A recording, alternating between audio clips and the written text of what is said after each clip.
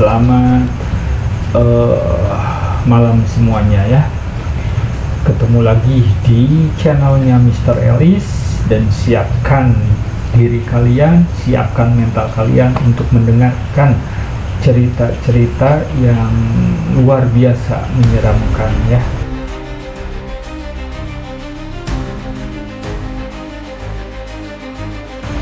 Tapi sebetulnya ini bukanlah cerita-cerita biasa ya, namun ini hanyalah sebatas sharing, berbagi pengalaman aja.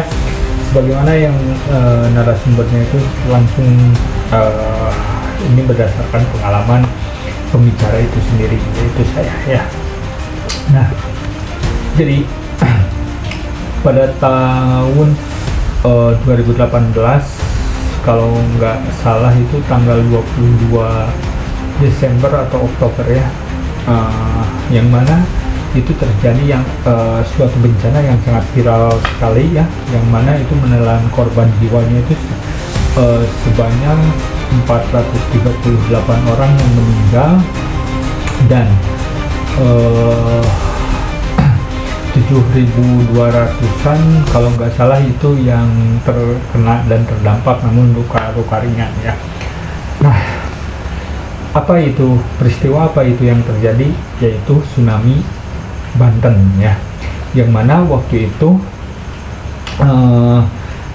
viral ya kan, karena bertepatan juga dan suatu hal yang kebetulan juga, salah satu perusahaan BUMN negara ini mengadakan family gathering ya, yang mana terletak di Tanjung Lesung ya, lokasi di Tanjung Lesung, dan band intinya itu adalah Seventeen ya, dan ada juga selebritis atau artis-artis pendukung lainnya ya. Nah,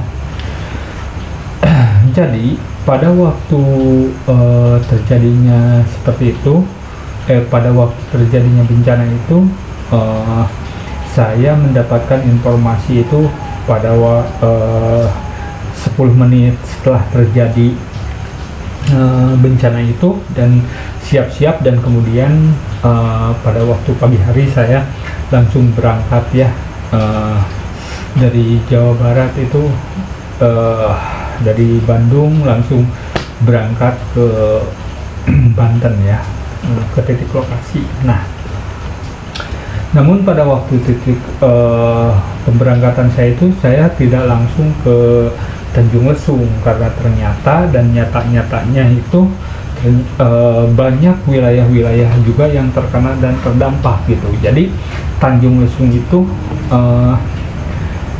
hanya salah satu daripadanya. Nah, nanti kita ceritakan kejadian-kejadian yang di Tanjung Lesung. Nah, kita runtut dari awal ya, yang mana kita begitu datang langsung kemana kita langsung bergerak, dan kemana kita langsung melakukan pergerakannya. Nah,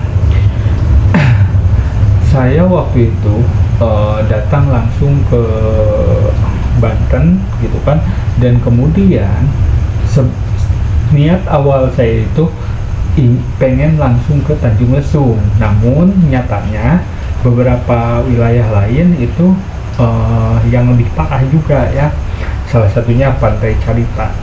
Nah, di Pantai Carita ini yang terkena itu luar biasa ya. Di situ itu adalah villa-villa mewah dan semuanya. Nah, namun satu hari, 2 hari, karena kita melakukan asesmennya sampai pas waktu hari ke-7 gitu kan, kita ke Pantai Carita itu, kembali lagi ke Pantai Carita itu untuk melakukan eksekusi, yaitu evakuasi dan lain-lainnya. Nah, namun pada waktu itu ternyata tidak sembarangan orang bisa masuk ke sana gitu kan. Tidak bisa sembarangan orang masuk ke sana, padahal di sana itu masih banyak korban-korban yang tertimpa gitu kan, yang tertimpa reruntuhan atau apa ya, bangunan-bangunan ya, yang intinya itu banyak korban ya yang masih berada di Pantai Carita itu, kawasan wisata Pantai Carita itu. Nah, namun karena di situ katanya bukan katanya sih, karena berdasarkan informasi yang saya dapati gitu kan. Nah, itu di situ udah di booking, dan udah di booking dengan luar biasa begitu mahal gitu kan di Pantai Carita itu, sehingga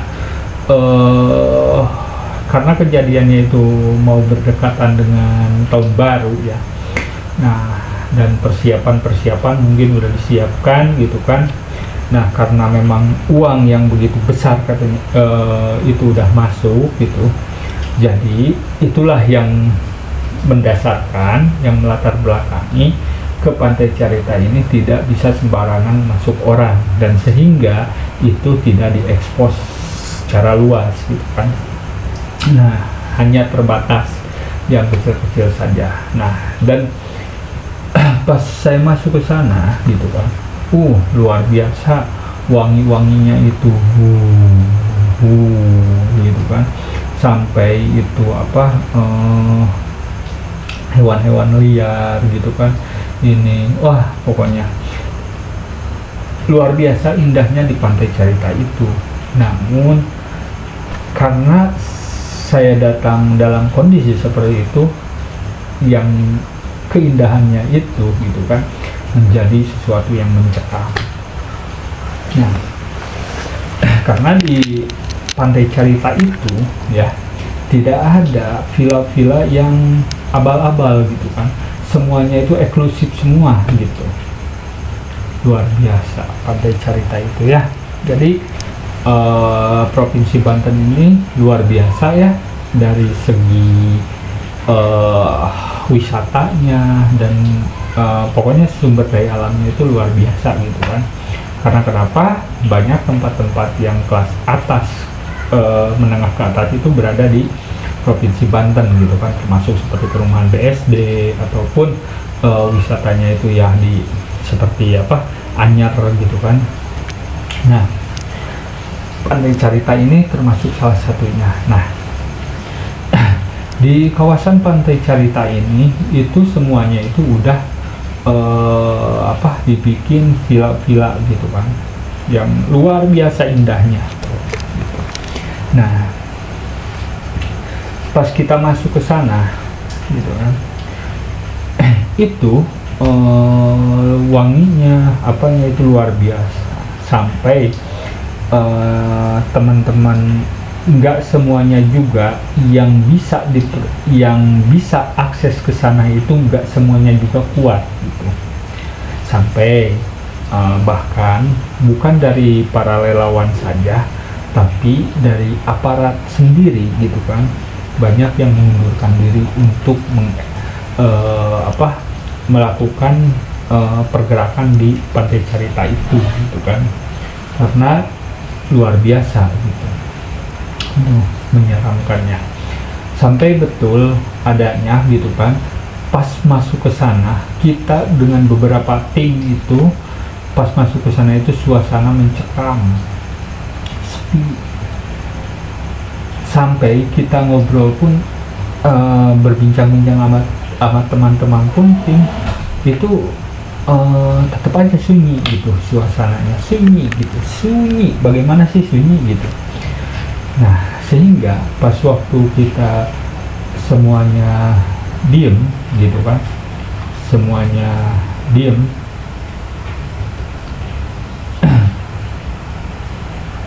sehingga pada waktu semuanya nggak ada yang bicara ataupun itu benar-benar suasana mencekam. Sampai teman-teman itu saling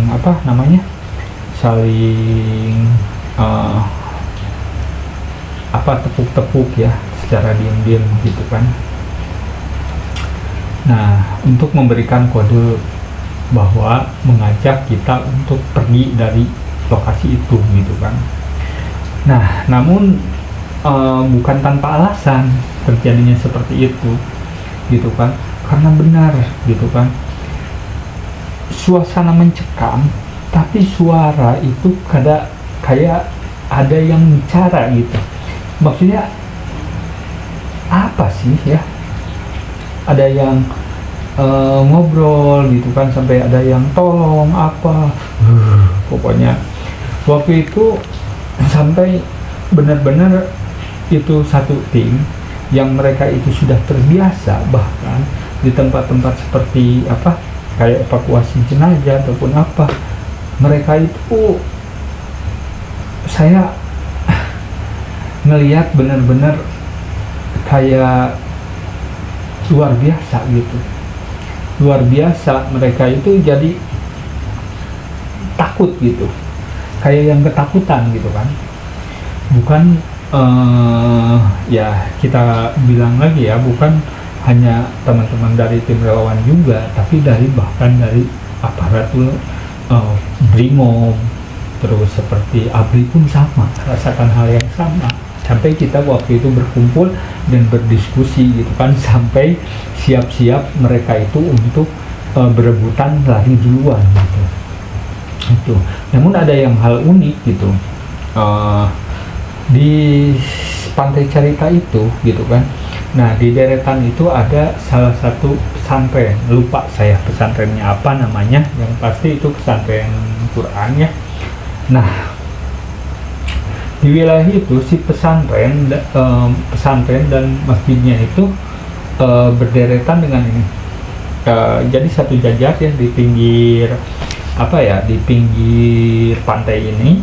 Nah anehnya ini kawasan villa ini itu kena rata ya, rata, bahkan yang seberangnya juga gitu kan. Nah ini yang ada pesantren di sini gitu kan, pesantrennya itu benar-benar itu kayak yang nggak ada apa-apanya gitu, nggak kena apa-apanya dan nggak kayak yang nggak terjadi apa-apa. Tapi di belakangnya ini, di belakang si pesantren ini, itu semuanya rata, jebol gitu. Masya Allah, sampai kita itu tertegun gitu, dan semuanya tim juga gitu kan. Sebenarnya juga itu karena setiap ini bukan suatu hal yang pasti, tapi ini adalah memang bukan inisiatif kami aja. Jadi ketika suatu bencana itu sebetulnya gitu kan, kemana kita duluan? Yang paling utama kita itu adalah lihat itu adalah fasilitas agama. Nah kalau fasilitasnya agama itu kayak masjidnya atau apa-apanya lah ya yang berhubungan dengan agama itu masih dilindungi gitu kan, kita masih tenang gitu sebetulnya gitu kan. Nah, masih tenang gitu kan. Nah karena ada beberapa wilayah ya yang nanti itu dalam episode selanjutnya nanti akan kita ceritakan ya, di mana sih pengalaman kita ketika turun ke kebencanaan itu yang paling menyeramkan gitu kan, sampai itu berbalikan gitu kan, dari 20 kali kita turun ke lokasi itu. Nah di wilayah itulah yang mana berbalik dengan yang lainnya. Kalau kejadian di bencana lain itu fasilitas agama itu biasanya ya itu aman gitu, tapi di sini malah yang terluluhlantahkan itunya gitu ya, fasilitas agamanya itu ya, karena kita mayoritas muslim gitu kan ya, masjidnya, pesantrennya gitu kan ngeri juga gitu. Nah kita kembali lagi ke Pantai Carita ini.